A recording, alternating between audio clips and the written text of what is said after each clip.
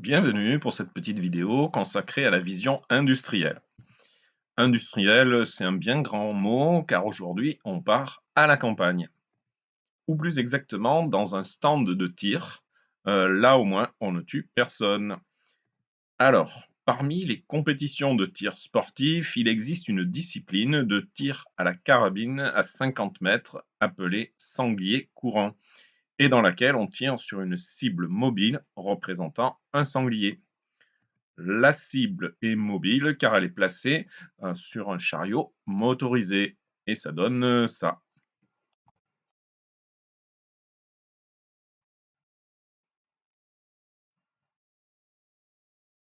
Ouais.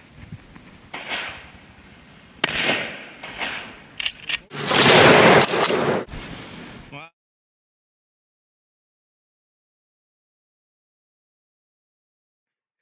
Alors, si on regarde de plus près, on voit que les cibles comportent différentes zones. Le centre, c'est là où il faut viser et ça rapporte beaucoup de points, selon l'emplacement de l'impact de la balle.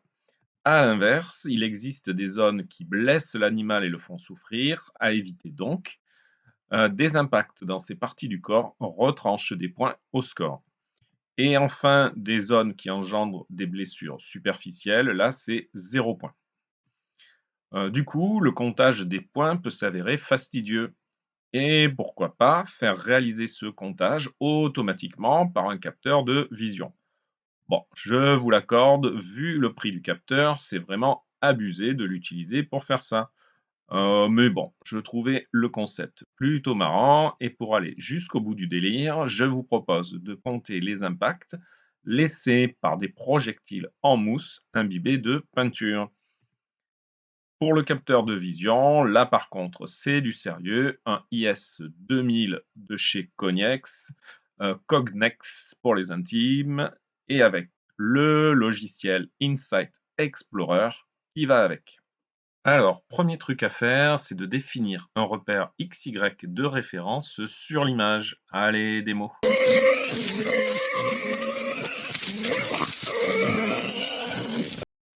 Alors, je vais commencer avec le simulateur, mais ce sera pareil avec la caméra. On commence donc par la vue de la cible et je vais tout de suite définir la référence comme étant cette cible. Donc, en utilisant la fonction, l'outil modèle. Donc, ajouter. Alors, le modèle, ça va être la cible tout entière. Hop, voilà. Que l'on peut trouver dans tout l'espace. Donc, la zone de recherche, je la mets, voilà, comme ça. OK. Je vais lui donner un nom. Je vais dire que ça, c'est cible sanglier.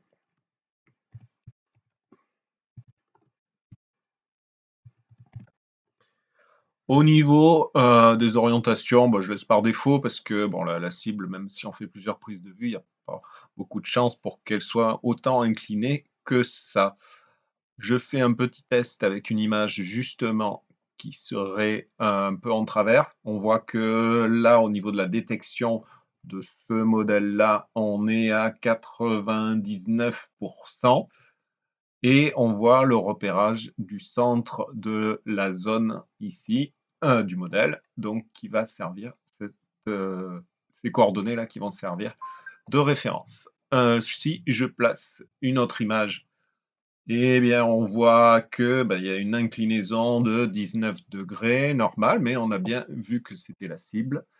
Et si je mets une cible qui est complètement impactée, on voit qu'on la détecte également avec un très bon pourcentage de réussite. Alors ensuite, on va chercher à localiser les impacts sur la cible, notamment grâce aux outils d'inspection.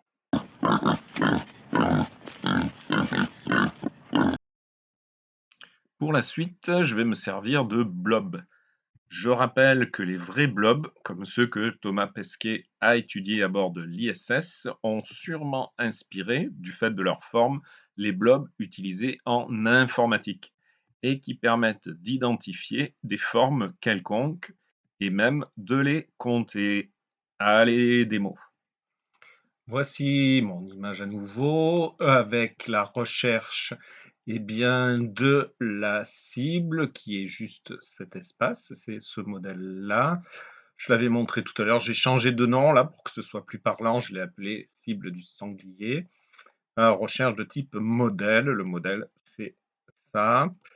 OK, ben maintenant on va faire inspecter la pièce et on va faire donc le comptage, donc outil comptage de blob. Voilà. Je prends pour commencer un rectangle, c'est-à-dire la zone dans laquelle sont censés se trouver les blobs, donc pour moi les impacts.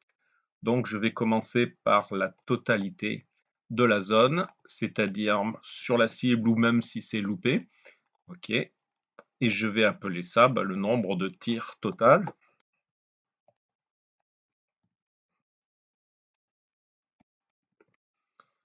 Voilà, référencé par rapport au repère du sanglier. On voit ici la connexion bleue qui montre que c'est par rapport à la cible, bien sûr. Ensuite, les paramètres importants. Pour l'instant, on voit qu'il y a 0, normal, parce qu'il ne sait pas quelle couleur rechercher. Il n'y a aucune couleur là. Donc, on va rajouter une couleur. Je vais faire apprendre et je vais créer un nouveau modèle que je vais appeler impact. Les impacts, voilà. Et je vais ajouter une nouvelle couleur et je vais faire ça avec une recherche de type cercle. Donc ajouter une nouvelle couleur. Je vais me mettre sur un impact rouge pour qu'il apprenne le rouge. Hop. Voilà. On voit le RGB qui correspond quasiment à que du rouge. Je valide. Je n'étais pas tout à fait au milieu, mais bon, c'est pas grave. On a bien du rouge dominant, hein, quasiment 255 maximum. Je vais l'appeler rouge d'ailleurs. Pourquoi ce serait pas rouge? Rouge, voilà. Et OK. Donc on voit qu'il trouve un certain nombre de blobs, 15 en l'occurrence, il n'en a pas oublié. On voit que l'on peut détecter une surface mini ou maxi. Alors on va se dire, mais quelle surface min-max peut avoir un impact? Là, on ne sait pas trop. Je vais faire une mesure de surface de blob de couleur. Et je vais définir sur une zone où il n'y en a qu'un seul pour mesurer la surface de ce truc rouge. Donc rectangle, OK. Couleur de l'impact rouge comme tout à l'heure et il nous dit 621 pixels au carré. Et donc moi ça va me permettre de savoir, je vais me donner une petite marge quand même entre 500 et 800. Donc 500 et 800 pour le min et le max, 500 et 800. Ça permet de discriminer s'il y avait une grosse tache rouge, et voilà. Ensuite, on voit que, alors je vais valider tout ça. La surface, bon, j'en ai plus besoin finalement. Je vais l'enlever. C'était juste pour faire une mesure. Voilà. Nombre de tirs total, donc on voit qu'il y en a 15. Ils sont bien numérotés de 0 jusqu'à 14. Et il y a un truc rouge là qui nous dit que il y a un problème, c'est hors plage. Plage de quoi? En fait, on peut compter dans un espace et dire si c'est inclus ou pas dans l'intervalle. Donc, vu que par défaut c'est 0, 0, forcément c'est hors plage. Moi, je vais dire, par exemple, qu'il y en a de 0 à 30 maxi. Voilà. Et donc, du coup, là, on a bien le résultat 15 tirs. Et c'est OK. On est bien dans la bonne plage. Alors, je vais remettre la cible comme ça. Si je prends une autre image pour voir, on voit qu'il y a un tir. Oui, normal. On peut prendre un autre. Là, il y en a deux. Il y en a bien 3, 4, 5, 6, 3 ici, 7, etc., etc. Donc on voit que ça donne le bon résultat à chaque fois. Alors maintenant, on va essayer de localiser les blobs dans une surface qui n'est pas un rectangle, mais qui correspond à une zone de la cible là, qui est quelconque. Alors comment faire ça? Eh bien, je vais rajouter un, un outil de comptage, un outil, donc toujours pareil, blob de couleur, sauf que maintenant, je vais définir un polygone quelconque et je vais pouvoir eh bien, définir une zone. Alors, je pourrais par exemple faire ça pour localiser cet emplacement-là. Voilà, un point ici, un point comme ça. Voilà. Voilà, on peut faire vraiment précis. Je rapproche. Voilà, j'essaye de trouver une image. Voilà, où on est ici. Alors, on voit. Alors, je vais faire OK, pardon. Donc, on voit quoi? On voit que l'on va compter entre 0 et. Alors, il y en a pas beaucoup ici, on va dire 10 au maximum dans cette zone. Paramètres, on avait dit par exemple 500, 800 maxi. Voilà. Et général, je vais dire que ça, c'est dans une certaine zone, zone arrière. OK. Et donc là, on voit eh bien, qu'il y a, si je me mets plus loin, 3 impacts. Alors après, ce qu'on se dit, si jamais c'est sur la ligne, est-ce que c'est bon ou pas? Eh ben oui, généralement, s'il y en a plus à l'intérieur qu'à l'extérieur. Et donc, c'est pour ça qu'on peut être amené à modifier un petit peu et d'élargir la zone pour inclure finalement un peu plus. Hein, un peu plus ici, un peu plus là, un peu plus, un peu plus. Et donc là, on voit que l'on compte bien le nombre 3 qui correspond au nombre de tirs total parce qu'il n'y a rien autour. Et par contre, s'il y en avait à côté, ça ne les comptabiliserait pas, puisque là, on voit qu'il y en a 7 autour et rien à l'intérieur de cette zone qui a été définie comme ça, là. Et donc, c'est, le compte est bon, hein, puisqu'il y a bien 0 dans cette zone. Alors, je vais prendre un peu d'avance, je vais définir toutes les zones et je vais vous montrer. Voilà, j'ai rajouté plein d'outils de recherche de blobs de couleurs. Il y en a autant que eh bien, de zones sur la cible. Par exemple, plus 2, c'est la zone qui se trouve à ce niveau-là. Donc le petit là, plus une marge autour. P3, donc plus 3 sur la zone arrière, plus 3 points sur la zone avant, plus 5 points, c'est le maximum, c'est toute cette zone, voilà. Moins 3 à l'arrière, c'est les pattes, moins 2, pardon, arrière, moins 2 avant, c'est aussi les pattes, moins 3 arrière, moins 3 avant, c'est le groin, etc., etc. 0 ici. Intéressant, c'est le nombre de tirs sur le sanglier, c'est-à-dire on exclut par exemple cet impact-là. Comment on va faire ça? On va faire cette zone, donc en noir. Et intéressant, c'est qu'on exclut par exemple cet emplacement-là. Pourquoi? Parce que si le tir il est là, ça ne doit pas être comptabilisé. Et donc, on va avoir ce qu'on appelle des régions composites où on va soustraire le polygone qui est là. Donc, j'ai fait une zone et j'ai soustrait celle-là et j'ai soustrait également la zone au-dessous, là, pour faire bien précis. Allez, je me remets là et puis on va regarder le fonctionnement sur des exemples simples. Donc là, on voit que ça a comptabilisé un peu tout.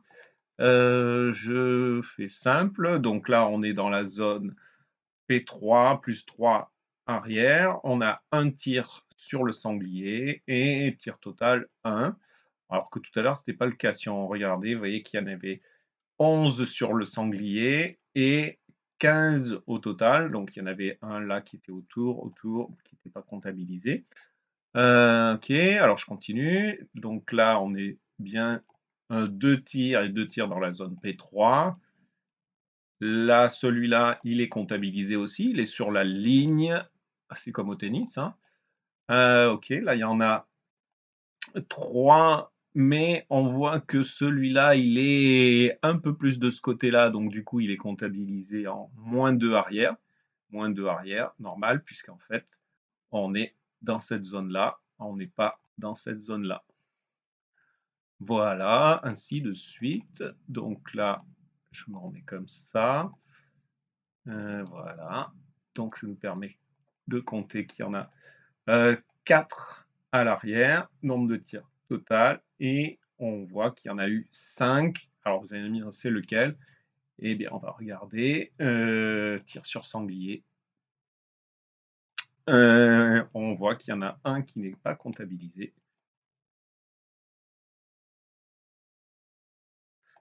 C'est celui-ci. Je refais celui-ci, tir sur sanglier. On voit qu'il n'est pas comptabilisé. Il est bien blanc parce qu'on le détecte quelque part, mais c'est bien 0, 1, 2, 3 qui forment donc 4 tirs sur le sanglier. Et celui-là n'a pas de numéro, donc il n'est pas comptabilisé dans la zone. Voilà, je continue avec un autre exemple. Voilà, là, au niveau de la zone ici, dans la zone +5, donc on voit 6 impact et un 0 haut, c'est-à-dire ressemblant à celui-là, puisqu'on voit qu'il est plus au-delà du trait que ici. Donc si on fait 0 en haut, on le voit bien comptabilisé là, et il n'est pas comptabilisé ici parce qu'il n'est pas entier. Voilà, etc., etc. Alors, compter les impacts dans une zone, c'est bien, mais il faut ensuite combiner les résultats. Et pour ça, je vais utiliser des outils mathématiques.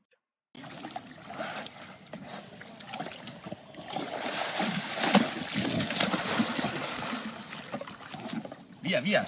Via, via! Ah! Alors, les outils mathématiques sont là. Moi, j'ai choisi maths. Maths, on envoie là, on envoie là. Je commence par le calcul du score des tirs positifs. Donc, qu'est-ce que je fais? Je prends le nombre de blobs dans une zone et je multiplie par le score associé à cette zone, donc la zone 5 qui rapporte 5 points, donc 5 fois le nombre d'impacts. Le nombre d'impacts, on le trouve bien dans la zone, donc par exemple P5, P5 ici, et à l'intérieur, on a plusieurs champs possibles, on peut utiliser ce qu'on veut. Là, les surfaces maxi et le nombre de blobs à l'intérieur de la zone. Donc c'est bien celui-là que j'ai placé ici. Et je fais pareil pour les autres. Donc c'est une somme pondérée. On voit les incidences, donc la flèche bleue là, qui prend bien tous les points positifs. Somme pondérée, ça nous donne les scores positifs. Même démarche pour les scores négatifs. Somme pondérée avec les scores de chaque zone. Et ensuite, le score final qui est bien, tout simplement le positif moins le négatif. Ici, tir sur sanglier, j'en avais parlé tout à l'heure, c'est une détection de blob. Pareil ici. Les tirs hors sanglier, qu'est-ce que c'est? Eh bien, c'est forcément la différence entre le total moins le nombre sur la cible. Ensuite, qu'est-ce que l'on a? On a les tirs comptabilisés. Eh bien, c'est la somme de tout ce qui est en positif, en négatif ou en zéro, et même ceux qui sont hors cible. Donc, ça nous donne tout ce qui a été comptabilisé. Donc là, par exemple, on est à 15. Et bien sûr, ce nombre doit être égal au nombre de tirs visibles, c'est-à-dire dans la zone complète. Sinon, ça veut dire qu'on en a oublié. Donc, on voit nombre de tirs. Et là, je fais la différence pour savoir s'il y a un problème ou pas. Donc, si le nombre total moins ceux qui sont comptabilisés est différent de 0, c'est-à-dire il est hors de la zone 0,0 là, eh bien, ça va afficher un warning en rouge là, défaut. Alors vous allez me dire, mais pourquoi il y a défaut ici? Tout simplement parce que quand je fais le compte de tous les tirs là, j'ai placé une zone de 20 à 20 et je vais vous montrer pourquoi. Allez, pour terminer, on va tester la caméra sur différentes séries de tirs. Alors, si on regarde les résultats du championnat de France, on voit des séries de 20 tirs, ce qui donne un score max de 100 si on réussit à placer tous les tirs dans la zone max de 5. Très difficile, bien sûr. On voit ici que le meilleur score du champion de France, c'est 88. Allez, regardons avec la caméra. Le score maxi de 100, c'est-à-dire 20 tirs dans la zone 5. Voilà, aucun hors sanglier, aucun non comptabilisé, et il y a bien eu 20 tirs. 100 points, moins 0. Ok, une autre image. On voit bien que des tirs nuls. Donc 0, 0, 0, et même un hors cible, c'est-à-dire celui qui est au-dessous de la queue là. Et donc bien 20 tirs comptabilisés, pas de problème. Autre cas de figure, 20 tirs hors sanglier, donc on voit qu'on est limite ici, on est limite, ça touche mais pas suffisamment à chaque fois, donc on est hors, hors, hors, donc 20 toujours comptabilisés, aucun non comptabilisé. Ici, un score de moins 48, c'est-à-dire que l'on n'a que dans les zones négatives, que des moins, moins, moins. Et donc, eh bien, si on fait le calcul théorique, on trouve moins 48, ce qui est bien vérifié à ce niveau-là. Autre, eh bien, ici, on a 15 en positif, 25 en négatif, donc un mix des deux. Le moins 10 théorique est bien vérifié, toujours 20 tirs.